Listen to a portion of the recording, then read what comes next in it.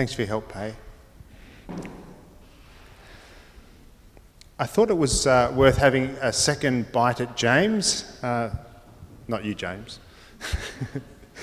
Because there's, like Anne said in her introduction, there's just some really good pearls of wisdom to be found here and well worth our attention again.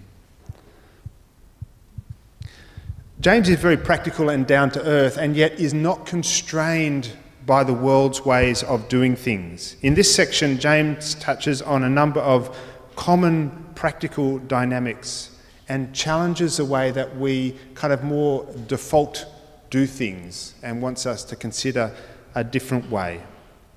And he starts off with the area of partiality.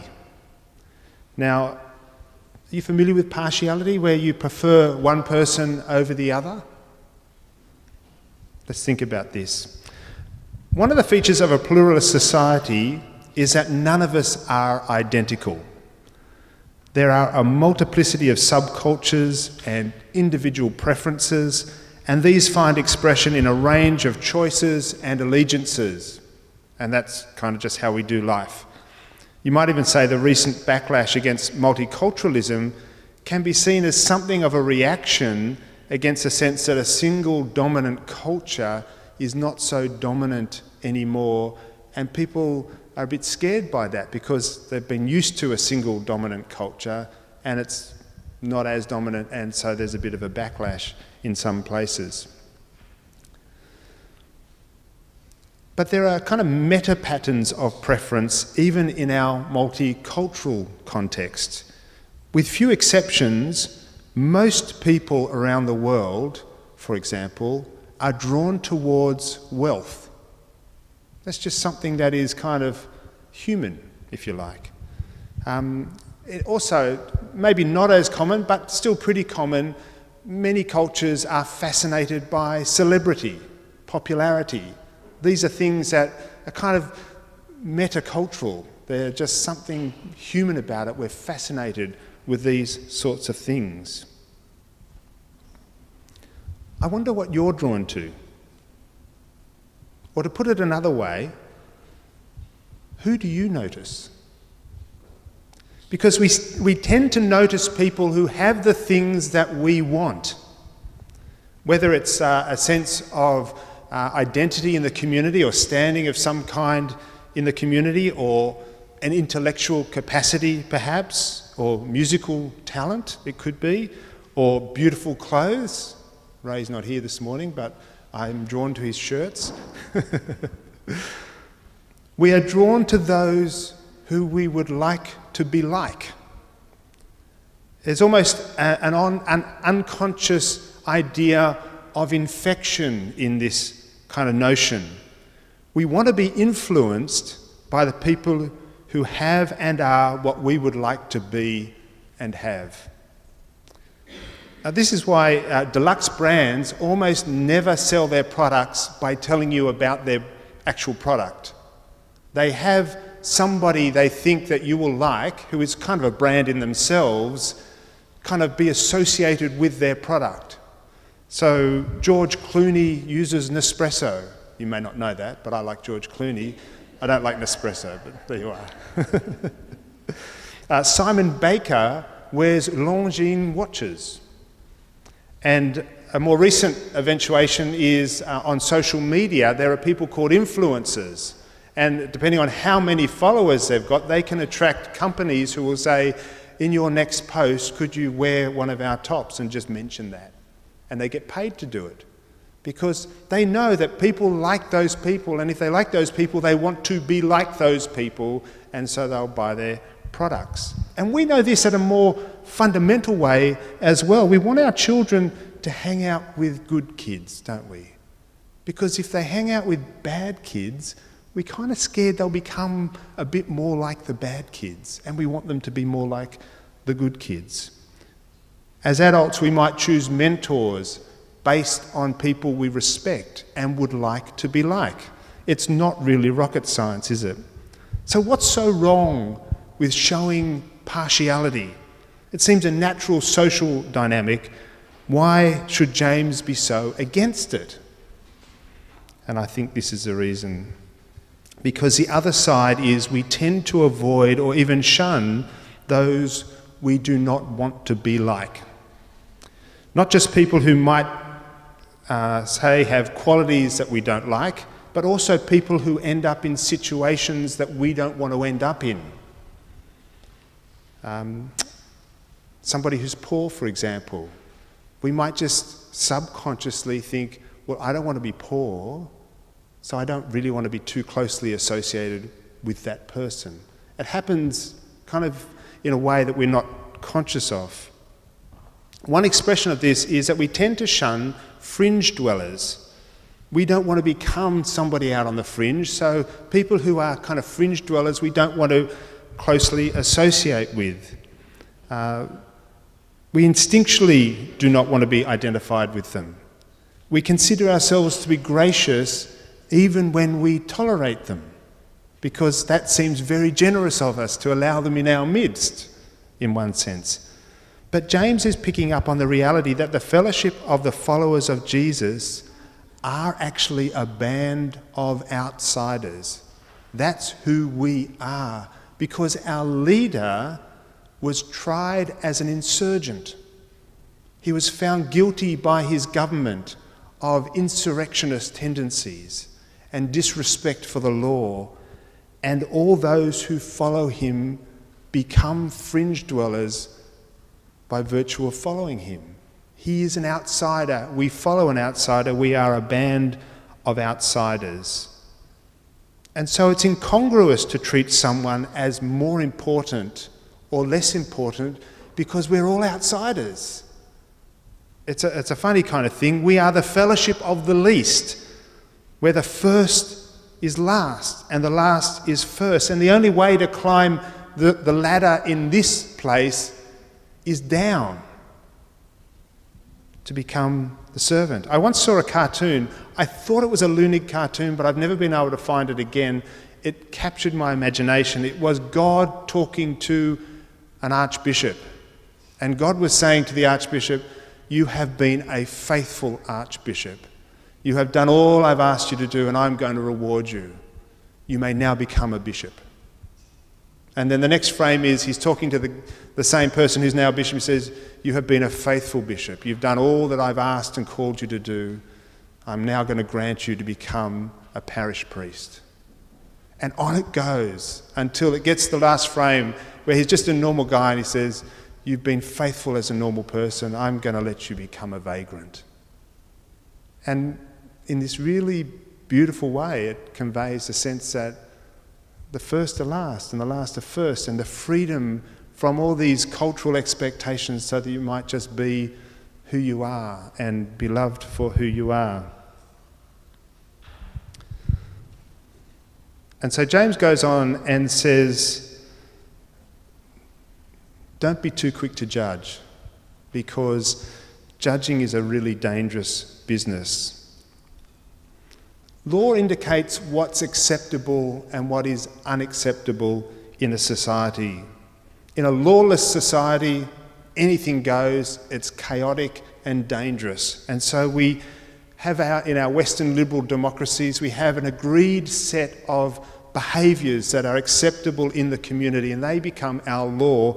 And if you transgress them, there are punishments. And that's all really appropriate. James is not saying that we should not have law or that there should be no law. James is not suggesting that what a person does doesn't matter, because it's quite the opposite. He's saying what you do really does matter. What he's saying is, you are not the judge. You didn't make the law, and you are not the judge in relation to the law, certainly the law of God. You are not the arbiter of who has transgressed or to what degree they have transgressed. And he says that we will be judged on the same basis that we judge other people, which, quite frankly, is frightening for most of us most of the time. The thought of God judging me with the same level of capacity I have to show grace, it really is a very terrifying thing. But there's a more immediate way in which this affects our everyday lives. However you judge others, you will also be judging yourself. That is, unless you're so mentally unwell that you've divided yourself off and you can do one thing over here and one thing over there, but that's also a judgment in and of itself. We have a consistency in this that means that we will actually judge ourselves in the same way that we judge other people. And frequently we reject most fervently those things which we are aware are in ourselves and we don't like in ourselves, and so we take it out on another person and reject that really harshly. For most of my Christian life, I've considered myself to be a fairly together Christian. I might have told you this story. It made it difficult not to, hum that song, "Oh Lord, it's hard to be humble." And I could easily slip into an air of superiority. I didn't like to judge others, but I was secretly glad I was not like them. And I think of those two guys going up to the temple to pray, and one of them said, "Lord, I thank you I am not like other men," and goes on and enumerates how good he is. I was like that guy. And then we adopted our kids, our beautiful girls. And that was I'm talking about you, Pay, not to you. And I didn't know how to do fatherhood very well, and so that really challenged me profoundly and deeply, and I didn't cope. And I experienced feelings of worthlessness that would frequently jump over into an expression of rage that was uncontrolled and very unpleasant for everybody, including me, but certainly others around me. And that would then settle down into a sense of failure as a person and as a father. It was very distressing and a very deconstructing journey. It left me seeing myself more honestly than I'd ever seen myself before. And it required that I accept myself more deeply and more fully than I'd ever had to before. I had to not only accept that I was just like all others, I had to, in a heartfelt way, pray, "God have mercy on me, a sinner." I'd changed and become the other guy at the temple. And the upshot is that I am more merciful with myself, and I am instinctually more merciful with others, because I know they are just like me and I am just like them. And James says mercy triumphs over judgment. And it really does, because whereas judgment protects life, that's why we have judges. They want to protect the law and protect the community. Mercy gives life. It sets people free to live again. And it's a beautiful thing. Mercy has more power for good than judgment. It overpowers, it triumphs over judgment. And so faith must be lived. And in our Western world, we really understand the power of words, and we love words and we use them all the time, but words only have power if they convey something meaningful. And sometimes we use words for the purpose of hiding things, maybe even hiding reality from ourselves. If a person says, "Be clothed and fed," to somebody who isn't doing very well, doesn't have enough food and enough clothing, and yet does nothing to respond at a practical level, those words serve to obscure the needy person's precarious situation, as if we can just bless them and they'll be all right. A person could say nothing at all in that situation, but that tends to highlight the lack of care, doesn't it? So sometimes we will say something rather than saying nothing, because it's easy to say something, it's much harder to actually do something. I heard a story once about a person who was new at a church, and the church was very welcoming, and so the new person came in and people would say, "Oh, lovely to see you. It's great to have you here. We must have you over sometime." And the second week they came along and a very similar situation happened. "Oh, lovely meeting you for the first time. Great, we must have you over sometime." And yet no actual invitations to have the person over sometime ever eventuated. And you've got to wonder what's going on there, because maybe the church wanted to be people who looked like they were hospitable, but they weren't actually hospitable. And so our actions are more eloquent, more sharply accurate with regard to what's going on for us than our words. We must be careful not to use empty words, empty signifiers, things that have no meaning in reality, because it just devalues the currency of language. I'm sure each of us know people who, when they speak, we take what they say with a grain of salt. We might politely name that way because we actually know they're not good for their word. And that's not to say that they're bad people. It's just that we know that somehow they have good intention that we know isn't connected to their capacity or their desire to follow through. And for whatever reason, their words should not be taken as an indication of the way they will act. Their words are empty. But James says, let your faith be lived in reality. James wants to make it clear that faith always finds expression in real life. If it does not, then it is dead.